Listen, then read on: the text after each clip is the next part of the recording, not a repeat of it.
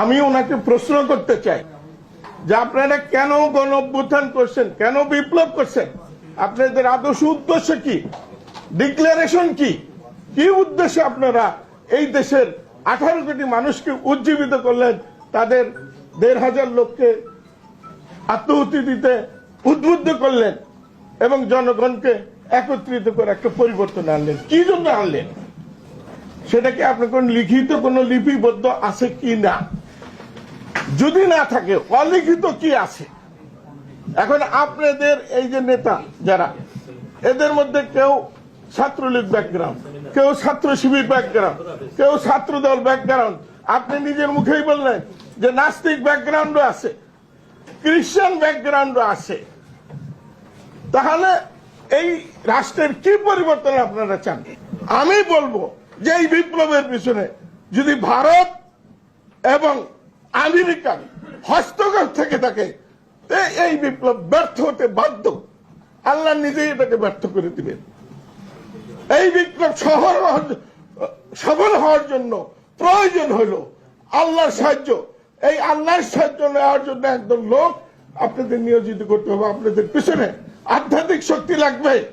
এখানে 92% লোক মুসলমান, সেখানে আপনাদের সত্য এক হতে হবে। এক একজন যদি এক এক দিকে টানেন, তাহলে আমরা জাতি কি বুঝবো, আমরা জনগণ কি বুঝবো যে কি জন্য এই বিপ্লবটা হলো? আমরা মুসলমান, এখানে ইসলামিক রুল চাই, শরীয়তের আইন চাই। 92% মুসলমান, আমরা এটা বাস্তবায়ন করতে চাই।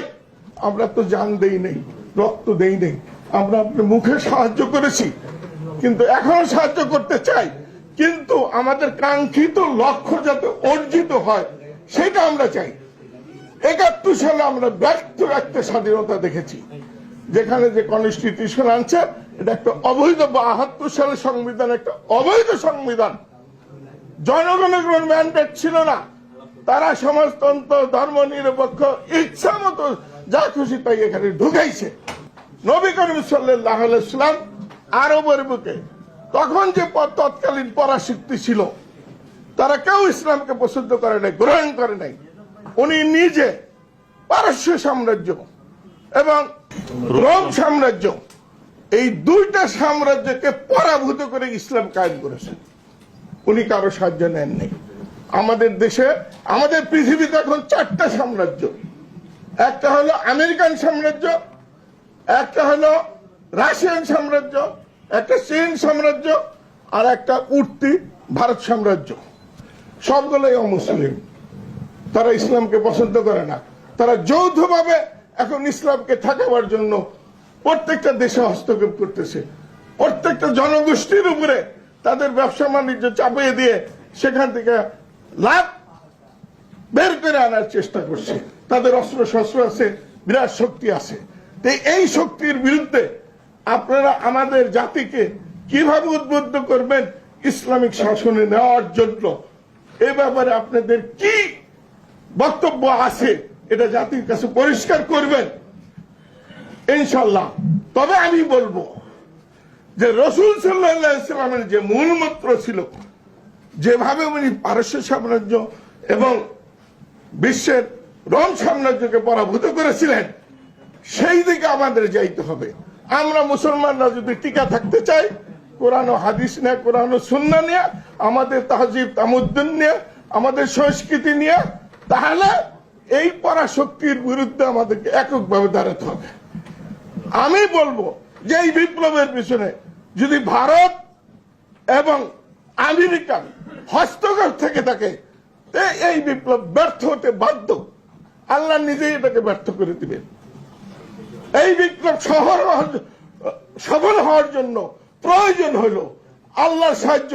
এই আল্লাহর সাহায্য নেওয়ার জন্য একদম লোক আপনাদের নিয়োজিত করতে হবে। আপনাদের পিছনে আধ্যাত্মিক শক্তি লাগবে, না হলে আপনি এই পরাশক্তিগুলোকে পরাভূত করে এখানে একটা নিজস্ব স্বতন্ত্র জীবন ব্যবস্থা কাঠামো কায়েম করতে পারবেন না। এটা হলো মূল বক্তব্য। আচ্ছা, এখন আমি 1 মিনিট ভাইয়া যদি দেন তাহলে আমি বলি। আচ্ছা, এখন হলো মূল জিনিসটা হলো কনস্টিটিউশন। আমরা রাষ্ট্র কিভাবে পরিচালিত করব।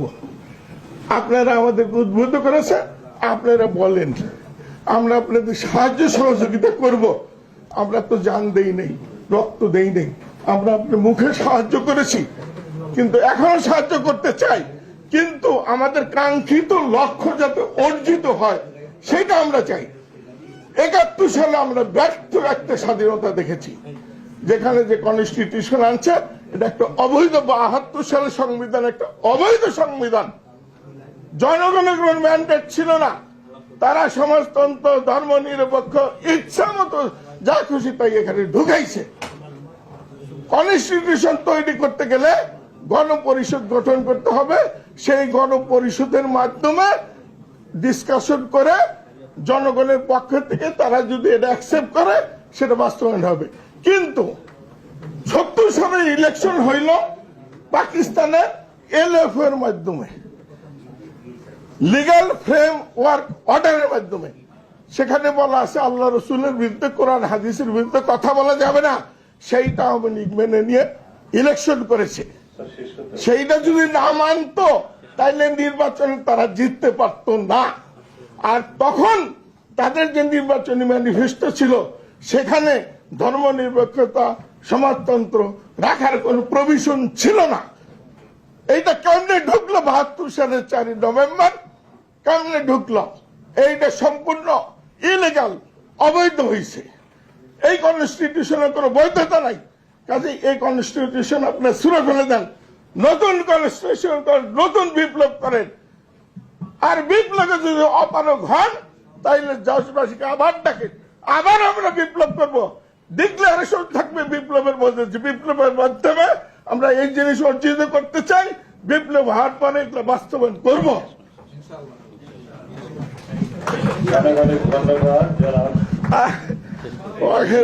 আলহামদুলিল্লাহ রাব্বিল আলামিন। সেগুলো কি হবে, কিভাবে লিপিবদ্ধ করতে হবে সেইটা নিয়ে আলোচনা। এটা একটা অত্যন্ত গুরুত্বপূর্ণ আলোচনা। আমাকে এই আলোচনায় অংশগ্রহণের এবং কিছু বলার সুযোগ দেওয়াতে আমি আয়োজকদেরকে অত্যন্ত ধন্যবাদ জানাচ্ছি। এবং এই ধরনের আয়োজন আরো কিছু কিছু চলা দরকার। আচ্ছা, ফান্ডামেন্টাল আমি 2টা প্রশ্ন করব, তারপর আমি মূল আলোচনায় 1 মিনিট করব। 1 মিনিট ফান্ডামেন্টাল প্রশ্ন। সেগুলা হলো যে আমাদের এখানে যে বিপ্লবটা হইলো বা গণ অভ্যুত্থান হইল, তার একজন নেতা প্রফেসর আসিফ মাহতাবকে আমরা পেয়েছি। আমি ওনাকে প্রশ্ন করতে চাই,